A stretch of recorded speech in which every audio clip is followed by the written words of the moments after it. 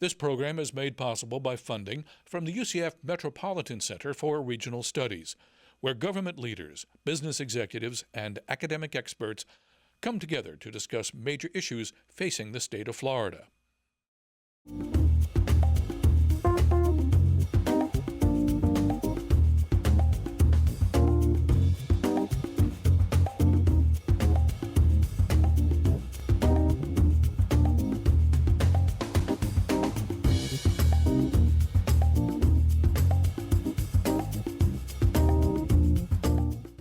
Hello and welcome to UCF Metro Center Election 2012.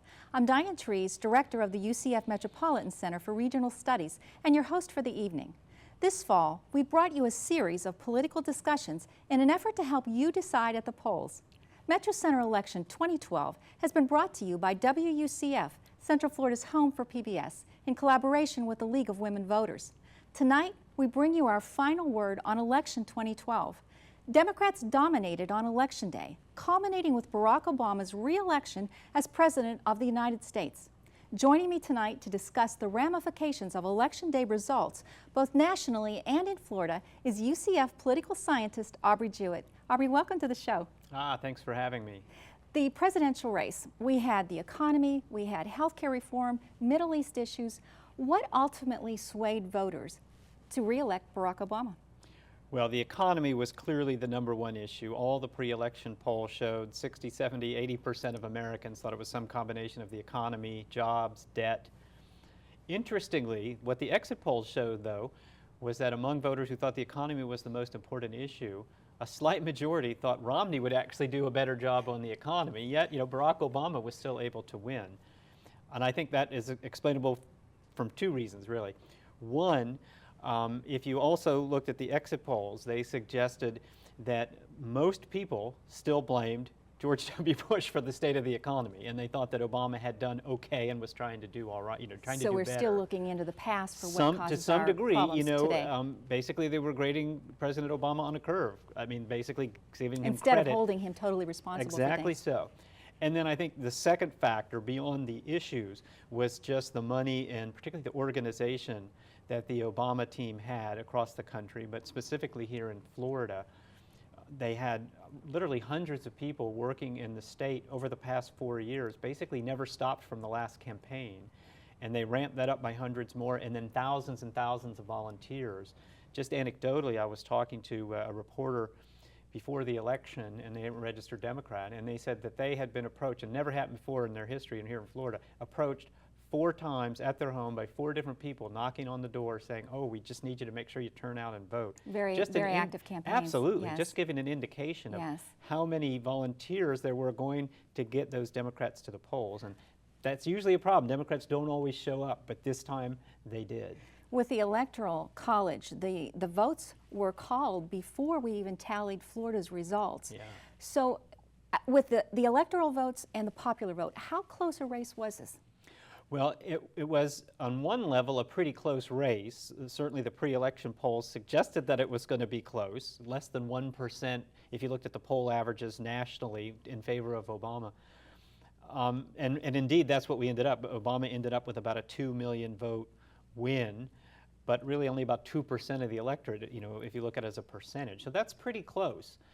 On the other hand, the Electoral College vote ended up not being very close. You need 270 to win. Wide span. Absolutely, and he got well in excess of 300, primarily because he was able to win almost all of the swing states. And he only won them by a small margin in each state. But that doesn't matter. But it doesn't matter because college. You get all yes. the electoral votes. And so yes. the electoral win was actually pretty comfortable. Not quite as wide as he won the first time around, but still pretty comfortable. Right.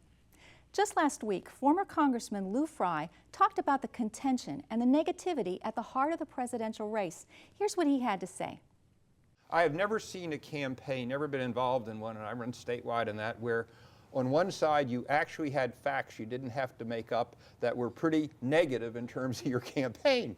And on the other side, people who really had something going. But it's been interesting because it doesn't seem to make any difference. You would think that this really should be a walk for the Republicans. It isn't. and it's It's sort been of a very interesting session here in the fall watching. Oh yeah, and of course the debate with Obama, which reminded me of the debate with George Bush with Clinton when he looked at his watch. Campaign was over. Or Dukakis when he got in the tank and was driven around and looked pretty silly. It's funny how some things like that have legs and they carry on to the election. You'd think it would be a one-day story. It really isn't. And who knows why. And as a candidate, and especially in the last debate, they both didn't want to do anything that gave a chance for the other person to run television ads about it. Aubrey, negative campaigns and personal attacks were strategies for both parties this time around. How much of a factor was that for Barack Obama's victory? I think it actually was one of the more critical factors. Barack Obama and the Democratic groups got on the air for months and months over the summer with almost no response from Mitt Romney, and they basically painted a pretty ugly picture of him. Early on, without very much response from the Republican Party, yes. Absolutely, and thus, for average Americans who don't really pay that much attention to politics, it really drove Mitt Romney's poll numbers down the tubes, really. I mean, his approval ratings were very low there for a while. Well, it painted a picture. It did. It basically there painted... was nothing to refute it. Exactly. It painted a picture of an out-of-touch plutocrat who was exporting jobs overseas and couldn't care less about the average person and was just totally out of touch. And by the way, flip-flopped all the time on all his issue positions, so you couldn't believe anything he said. And it took him a long time to be able to shake that image. Yes, yeah. yes. And so, anyways, those negative attacks were very effective, and they really set the stage for Obama's victory. Well, with the first presidential debate, though, a lot of people view that as a momentum changer for both candidates. How did Barack Obama overcome what's largely viewed as an ineffective performance? Yeah. Really, in political science, we often tell our students, and research suggests, that debates don't usually matter too much. But clearly the first debate mattered quite a bit, because Gallup basically said in the history of our polling about who won a debate, Mitt Romney has won by the widest margin ever, and even most Democrats thought that he had won. So it really did get him back in the race to make it competitive. His campaign, yes. Absolutely. But Obama, though, you know, he rebounded, and in the second debate and in the third debate, most people thought, well, I should say on average, you know, Republicans thought Romney won, Democrats thought Obama won, but on average, Obama was considered the victor. So that got him, you know, back on his feet. And then, again, between the aggressive advertising and the mobilization of his core base, you know, he was able to sort of get over the finish line. And the country is still very divided politically with a close race like this. Realistically, how can Barack Obama what can he expect to succeed with his second term? He still has the Senate that's Democratic, but still the House that's Republican. What's changed? Absolutely. Well, in some ways, almost nothing's changed. I read one article that said, okay, we spent $6 billion on this election and nothing's changed. We still have President Barack Obama. We still have a Senate that's in control of Democrats by a small margin, and Republicans in control of the House. So I guess it was good for political advertising and TV and radio stations. And got us out to vote again. It did. But seriously, it's going to be very difficult for Barack Obama to get very much done as long as the House is full of Republicans who don't want to cooperate with him, and vice versa. I mean, he doesn't want to enact conservative policies. He's the president. He'll say, I got elected. I got reelected. I have a mandate, so you guys should compromise with me, not vice versa. But this election, there seemed to be, it brought so much to a head of the partisanship. Yeah. Did not we learn anything along the way? It pains me to think that. Well, you know, here's the thing. On one level, on the generic level, we all want everyone to be a little more bipartisan and work together. But there's particular issues that we care about, and we really think one way or the other about them. And at least the hardcore partisans do. And so, you know, from a Republican conservative perspective or a progressive Democratic perspective in Congress, you know, there's certain core principles that they do not want to back down.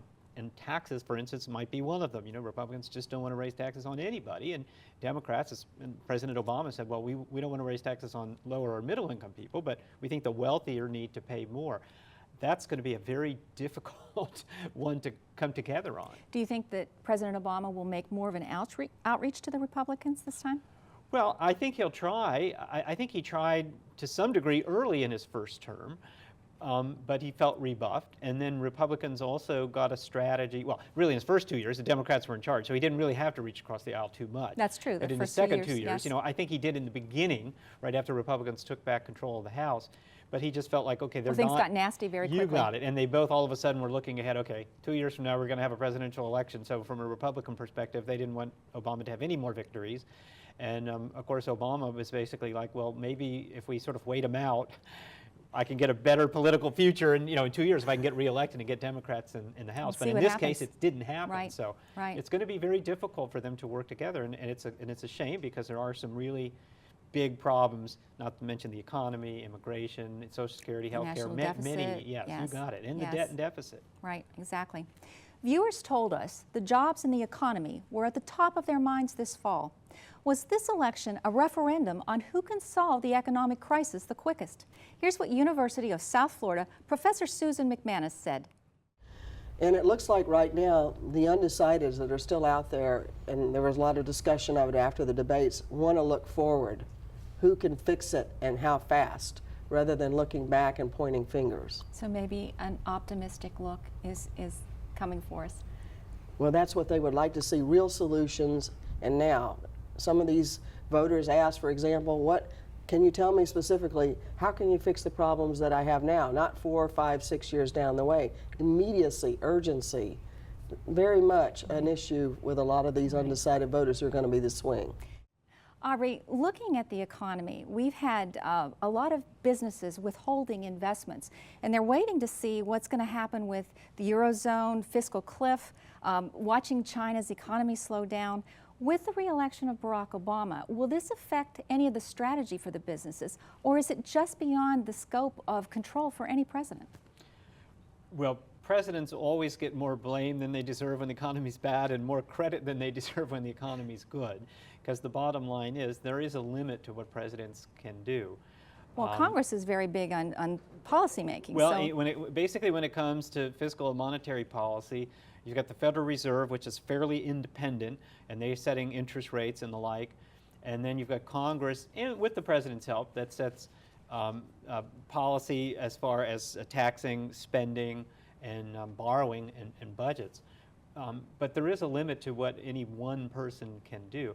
And I'll say, particularly in this coming congressional cycle, when Republicans in the House, Democrats in the Senate, and President Obama, it's going to be very difficult for them to get along. It does lead to continued uncertainty for business. And so that's really not a good thing. It would be much better if they could work together and say, let's agree, figure out what we can agree on to get the economy going and get the budget at least begin to get it more in balance. So we're still in a wait-and-see pattern. Economists are saying that growth through 2013 is still going to be pretty slow. But do you think with the re-election of Obama that that's a vote of confidence that might spur a little more activity? Or that uncertainty is still going to be hanging over everything? Yeah, unfortunately, I don't think so. You know, Obama won and fair and square and all that, but I don't know that that's going to reinstill a lot of confidence in business and small businesses, large businesses, and just because of that fact, say, okay, well, we have stability now, let's move forward. You know, there's a number of things that are affecting businesses and making it unlikely for them to want to expand dramatically. And, as you said, things are still so uncertain. You pull back and hold what you have. And some of that is what the president what has already been passed, like health care reform, and some of it is what's going on overseas that really we have very little control over. Well, let's talk about health care. I would assume that we will see the Affordable Care Act now implemented as planned, would you say? Yeah, I think that's probably one of the biggest policy outcomes of this election. It's not so much what Barack Obama can still do, although potentially he can do some things. It's more about protecting what he's already done, because the Affordable Care Act, Obamacare, almost certainly would have been repealed, or at least some portions of it would have been repealed if Republicans had gotten total control of Congress and Mitt Romney had been elected. If they had gotten total control, because it's going to be a really difficult process to repeal. I was reading an article. Absolutely, but I mean, there was a lot of ifs, but yes, they certainly would have done their best to repeal it. Or if Mitt Romney was president, just as President Obama has done on a few things, like on some immigration issues, just by executive order say, well, I'm choosing to use my discretion not to enforce certain sections. Well, and that's... But with Obama in office now, the bill's already passed. Republicans in the House will not be able to get the Senate to go along to make any big changes. And so this is probably one of the biggest policy things going to happen is they're going to be able to protect and go forward with Obamacare. And so it's not necessarily about passing new things. In many instances, it's protecting the things they've already done. But there's so many parts to this act. Do you think that the Medicare aspect of it, which was designed to push back the threatened bankruptcy for Medicare from 2016 to 2024, but simultaneously, we're looking at adding several $100 billion to the national deficit. So do you see Obama touching Medicare in the next 4 years? Probably not. I mean, I'm sure that they will talk about it, and the House and the Senate and the President will say, yes, we've got to do something about Medicare.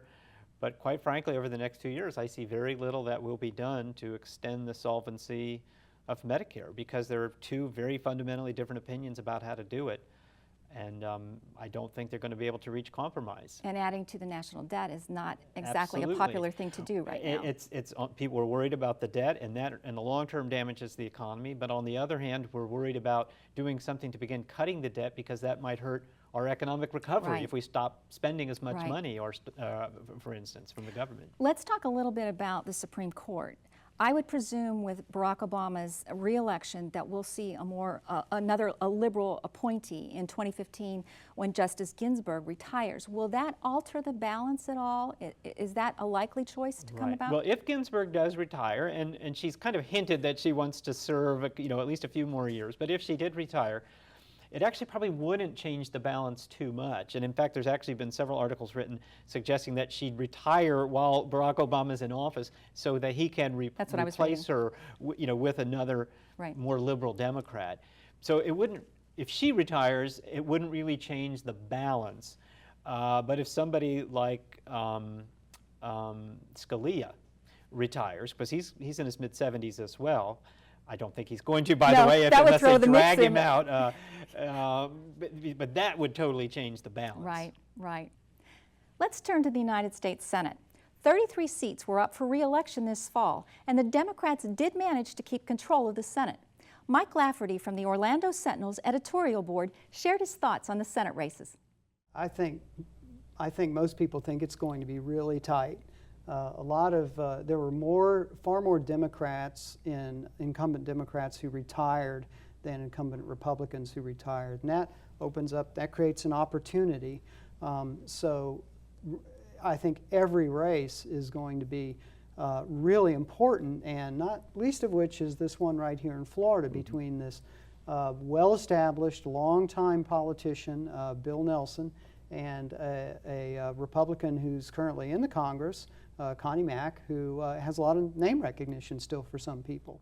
Aubrey, we retained a Democratic senator with the re-election of Bill Nelson.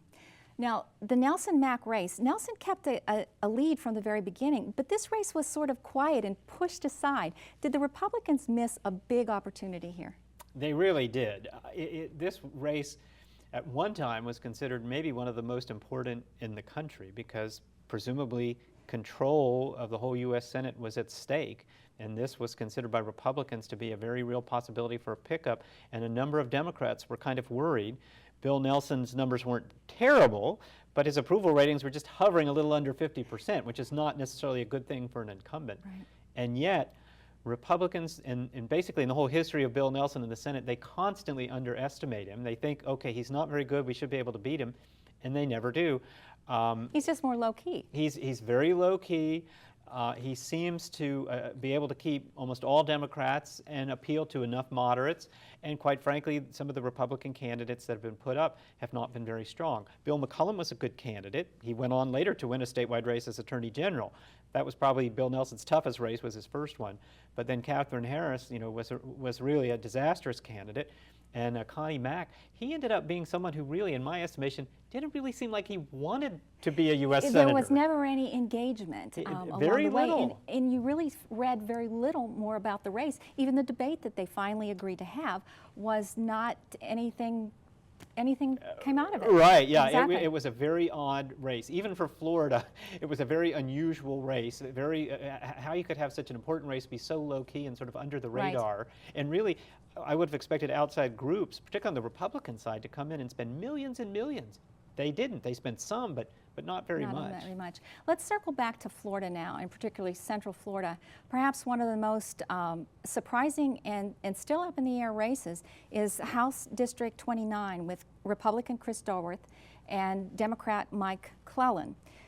Dorworth is poised to take over as Speaker of the House in 2 years if he's reelected, but I understand there's less than 40 votes between them, separate them. Will we have an automatic recount, and what will this mean to the Republican Party if Dorworth is not reelected? Basically, first they have to finish going through the provisional ballots, but then after that, what Florida law says is if the margin of victory is less than 0.5%, then there is a mandatory recount, and so then they'll go through. And in fact, if it's even, I think it's 0.25, which this one almost certainly will be. They I have think to it's do 37 votes. They have I to read do today. they have to do a 0.25%. They have to do a mandatory hand recount, so they really have to go through and look and examine at all the ballots. How long does that take? Well, thankfully, since this is just a state legislative race, well, there's still like 60,000 votes there. It was like 30,000 to 30,000, something like that. Right. So it could take a little while. If Dorworth doesn't win, then Republicans will be scrambling to find out who's going to be their speaker in 2 years, because it won't be him unless somehow miraculously he made a comeback. But quite frankly, even if he did win in 2 more years, by then Republicans would have moved on as far as leadership. Right. So. Let's talk a little bit about the impact of redistricting, especially with some races like the Plaquemine-Castor Dental, which was very contentious. What were your thoughts on that? Yeah, well, the redistricting process in Florida was somewhat more fair this time around than it was 10 years ago. Can you use that word fair with redistricting? Yeah, I mean, the Fair District Amendments that were passed in the Constitution basically said that the legislature couldn't draw the districts with the intent of partisan or incumbent favoritism. And I think that at least to some degree it was accomplished, not totally, but to some degree. And this is a perfect example. This was a district that was almost dead even by the time they did book closing for registration. There was only a few hundred votes between registered Democrats and registered Republicans. And it was the kind of district that Democrats in the past, they didn't have very many of those because 10 years ago, Republicans made most districts much more favorable. So that and a good candidate and some money, for Karen Castor Dental, she was Even able to. though she's a newcomer, she had a long history of political background. Absolutely, sort of a political legacy there from Yes. her mom. Yes. And so between her good campaigning skills and the money, but having a district that was actually even, so she could go head to head. I mean, that was what made the day for her. Aubrey, let's talk a little bit about the amendments. Only 3 of them passed, and those 3 involved tax breaks for veterans and their spouses and for seniors. Any ramifications do you see coming from that? Well, not really. I think for the 3 that passed, they'll have not tremendous financial impact on the state. First of all, I think 2 or 3, or maybe all 3 are local options. But even if they all passed, we're talking about probably less than $20, $30 million. So significant revenue loss is not. For average people, that's a lot of money. But for the Right. state budget, not so much. And Floridians just thought, hey, these are deserving people, poor seniors, widows. It's hard to vote against disabled the deserving. veterans. Yes, exactly. yes. So. What about the fact we had 11 amendments up to vote and only 3 passed? Do you think this is an indication that the voters are weary of putting amendments into the Constitution, perhaps a little more wary than when they're proposed and written by the state legislature? Yeah. It's interesting. Historically, legislative proposals have the highest passage rate of any type of constitutional amendment, usually over 80%. But I think the reason these didn't pass, it was just legislative overreach, quite frankly. One of the reasons legislatures traditionally have high passage rates is that it requires a 3/5 vote in the legislature to even propose it. Under normal circumstances, that would mean you'd have to have some bipartisanship and both Republicans and Democrats agreeing that this should be a constitutional amendment. But because Republicans had such supermajority, That's not the case they in our didn't need any legislature. Democratic votes. And in fact, in most of those, didn't get any Democratic votes. We'll just write whatever we want. And so I think in many cases it was legislative overreach. It was just very, very conservative policies, and in some cases very confusing policies that the average Floridian either didn't want or just didn't understand, and thus they voted no. Right. Thank you so much, Aubrey, for sharing your insights tonight. Absolutely. Thanks for having me. That's all we have time for tonight. Thank you for tuning in to Metro Center Election 2012, and thanks to Aubrey for joining us. I'll see you next year for all new episodes of Metro Center Outlook. Until then, I'm Diane Trees. Thank you for watching.